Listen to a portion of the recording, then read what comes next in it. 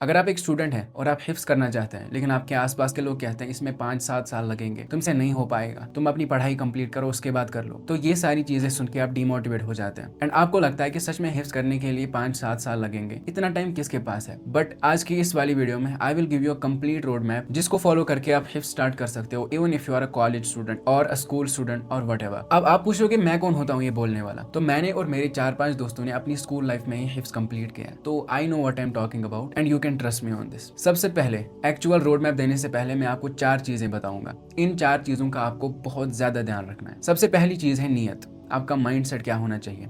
आपका माइंडसेट ये नहीं होना चाहिए कि मैं हिफ्स करूंगा उसके बाद मुझे मस्जिद मिल जाएगी, मैं इमाम बन जाऊंगा और मेरी लाइफ सेट है। आपका माइंडसेट ये नहीं होना चाहिए मैं हिफ्स करूंगा उसके बाद मैं तरावी पढ़ा लूंगा और मैं रमजान के 30-35 हज़ार कमा लूंगा। आपका माइंडसेट ये नहीं होना चाहिए कि मैं हिफ्स करूंगा ताकि लोग मुझे इज्जत करें। आपका माइंडसेट ये नहीं होना चाहिए कि मैं हिफ्स करूंगा ताकि मैं सोशल मीडिया पे वीडियोस अपलोड करके वायरल हो जाऊं। आपका माइंडसेट ये होना चाहिए कि आई एम डूइंग हिफ्स just for the sake of Allah. And ये चीज आपके दिल में ऐसी नहीं आएगी, इसके लिए आपको हिफ्स के रिलेटेड लेक्चर्स देखने पड़ेंगे, इसके लिए आपको हिफ्स की जो अहमियत है वो समझनी पड़ेगी, अहादीस आपको पढ़ने पड़ेंगे इस हिफ्स के बारे में। तो उसके बाद आपके दिल में उसकी अजमत बैठ जाएगी and you will have a clear why to start doing हिफ्स। दूसरी इंपॉर्टेंट चीज का आपको ये ध्यान रखना है कि आपको अपनी एक्सपेक्टेशंस रियलिस्टिक रखनी है। आपको ये एक्सपेक्ट नहीं करना कि मैं 1 साल में हिफ्स करूंगा, आपको ये एक्सपेक्ट नहीं करना कि मैं 6 महीने में हिफ्स करूंगा।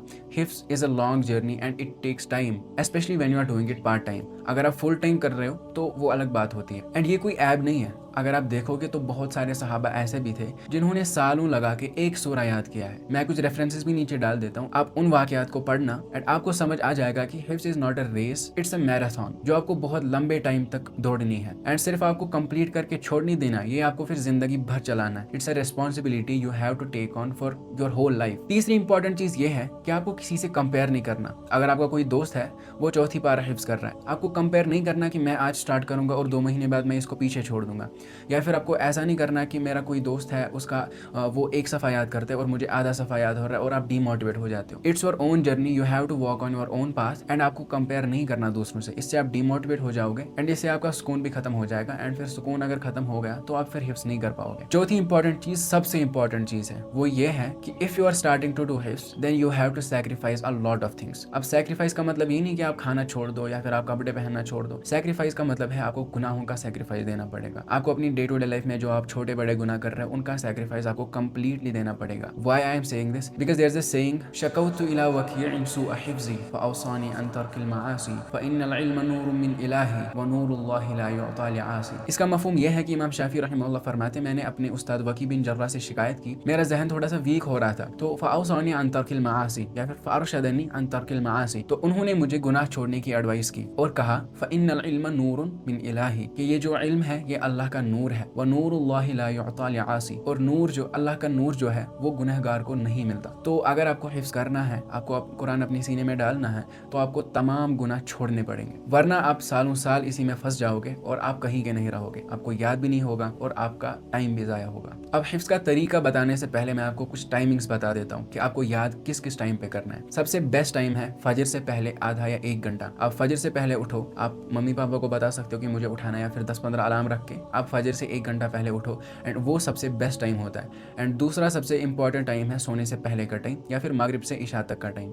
इसमें भी आप रिवीजन करोगे, वो कैसे करना वो मैं आगे बताऊंगा। I am just saying the timings here. Timing के साथ ही एक इंपॉर्टेंट चीज ये भी है कि आपको कंसिस्टेंसी रखनी है। हिफ्स में कंसिस्टेंसी बहुत ज्यादा मैटर करती है। अगर आपके 2 से 3 दिन छूट गए तो आपकी प्रोग्रेस बहुत ज्यादा पीछे चली जाएगी। हाँ, आप हफ्ते में एक छुट्टी ले सकते हो फ्राइडे के दिन, बट आपको हफ्ते के 6 दिन बहुत अच्छे से कंसिस्टेंटली आपको याद करना पड़ेगा। And another important thing is this कि आपको किस कुरान से याद करना है। तो आई वुड रिकमेंड कि आप 15 लाइनों वाले कुरान से याद करो। आप नॉर्मल किसी बुक शॉप के पास जाओ जो कुरान सेल करते हैं, तो उनको आप बताओ कि मुझे 15 लाइनों वाला हिफ्स कुरान चाहिए, तो वो आपको दे देंगे। उसी से आपको स्टार्ट करना है और वही कुरान आपको हमेशा अपने साथ रखना है, उसी से आपको याद करना है, उसी से आपको सुनाना है, उसी से आपको रिविजन करना है, उसको अपना कंपेनियन बनाना है, उसी सिर्फ एक कुरान को। अब सबसे इंपॉर्टेंट चीज़, अब मेमोराइज कैसे करें। अब बाकी चीज़ें तो बता दी मैंने, बट अब सबसे जो क्रूशल चीज़ है, अब स्टार्ट कैसे करना है। सबसे पहला स्टेप जो है वो ये है कि आपको तजवीद आनी चाहिए, आपको कुरान पढ़ना आना चाहिए, कुरान को देख के आपको पढ़ना आना चाहिए, यानी कि आपका नाजरा स्ट्रॉन्ग होना चाहिए। अगर आपका नाजरा स्ट्रॉन्ग नहीं है तो आपको प्रैक्टिस करनी होगी कुछ महीने तक, कुछ महीने या फिर कुछ दिनों तक आपको कुरान देख के पढ़ने की प्रैक्टिस करनी होगी, या किसी उस्ताद से। एंड आई वुड रिकमेंड कि आप किसी उस्ताद के पास जाओ, नाजरा ठीक करो कम से कम, and then when you are able to read Quran fluently from the मुसहफ itself, then you are ready to start your हिफ्ज जर्नी। सो ये स्टेप 0 था। अब स्टेप 1 ये है कि हम पारा से स्टार्ट करेंगे, 30th जुज़ से हम स्टार्ट करेंगे। अब स्टार्ट कैसे करना है, लेट्स से आज से हम स्टार्ट कर रहे हैं, तो मेरा रिकमेंडेशन ये रहेगा कि आप स्टार्टिंग में 5-5 लाइन से याद करो। आपने अम्मा यतसाअलून का जो सूरा है वो आपने उठा लिया फॉर एग्जांपल, आज आपको वो सूरा याद करना है, या you can take any example. अब आपको क्या करना है, आपको ये जो 5 लाइन्स है ये आपको ऑडियो सुननी है। आई कैन गारंटी कि ये चीज़ जो मैं अभी बता रहा हूँ ये आपने बहुत रेयरली सुना होगा, कि आपको जो याद करना है उसको आप पहले ऑडियो फॉर्मेट में सुनो। आप यूट्यूब पे सर्च कर सकते हो, या फिर ऐप्स वगैरह भी आती हैं जिनमें बहुत सारी रिसाइटेशंस होती हैं, तो आप किसी भी कार्य की रिसाइटेशन में ये पार्ट सुनो। फॉर एग्जांपल अम्मा यतसाअलून से उसकी 5वीं लाइन तक। अब अपनी 5 से 10 बार ये 5 लाइनें सुन ली। अब आपको कुरान को देख के ये 5 लाइनें पढ़नी है। ये चीज़ आपको सोने से पहले करनी है। देन आपने ऑडियो सुन लिया, आपने कुरान को देख के पढ़ लिया, अब आप सो जाओ। अब आपको इसको सेट होने देना है अपने दिमाग में। Then when you wake up before फजर, आप फजर से आधा घंटा पहले उठो या फिर 1 घंटा पहले उठो, then you have to do this thing. सबसे पहली चीज़ आपको क्या करना है, आपको पहली लाइन उठानी है। पहली लाइन आपने उठाई, उसके बाद आपको उसको 3 मरतबा कुरान को देख के पढ़ना है।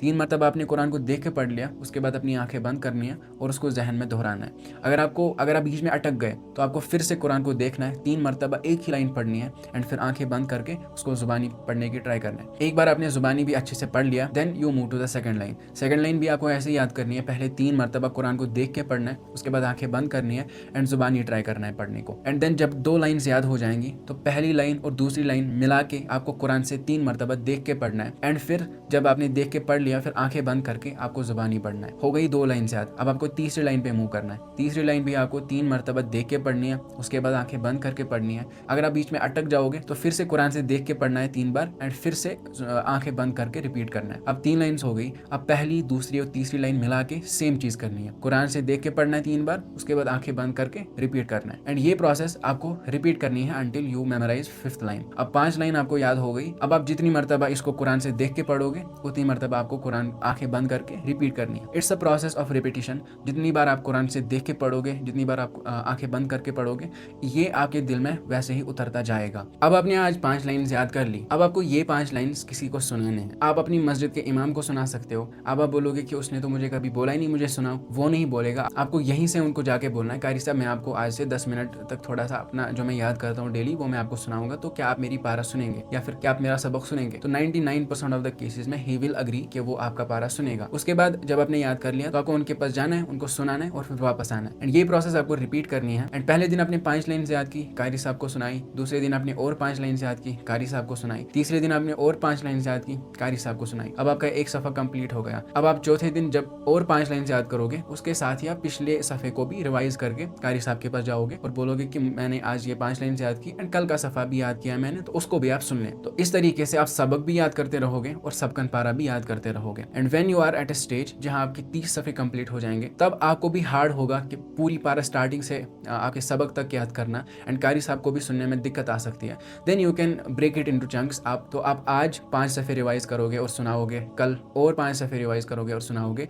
यहाँ से आपका सबक कंटिन्यू चलता रहेगा। And when you are at a stage जहाँ आपके 2-3 पारे कंप्लीट हो जाएंगे, उसके बाद आपको आमुख्ता स्टार्ट करना है। आमुख्ता मतलब जो पिछला रिवाइज हो रहा है। फॉर एग्जाम्पल अब आपने तीसरी पारा कंप्लीट की है, अब आप पहली पारा जो सुनाओगे वो आमुख्ता कहलाएगी। उस लेवल पे आप जब पहुंचोगे तो आपका उस्ताद आपको खुद ही बोलेगा कि आपको किस टाइम पे कितना कितना सुनाना है। तो जब आप उस स्टेज पे पहुंचोगे तो आप आराम से फिर उसके आगे खुद ही नेविगेट करना सीख जाओगे। I am just giving you the starting point here कि आपको कैसे क्या करना है। So this was it for this video. I hope ये वीडियो आपके लिए हेल्पफुल रहा होगा। जाते जाते एक और बात कहूँगा, हिफ्स की जर्नी जो है वो एक स्लो प्रोसेस है, वो एक जर्नी है जो अगर आप पार्ट टाइम कर रहे हो तो इट विल टेक टाइम।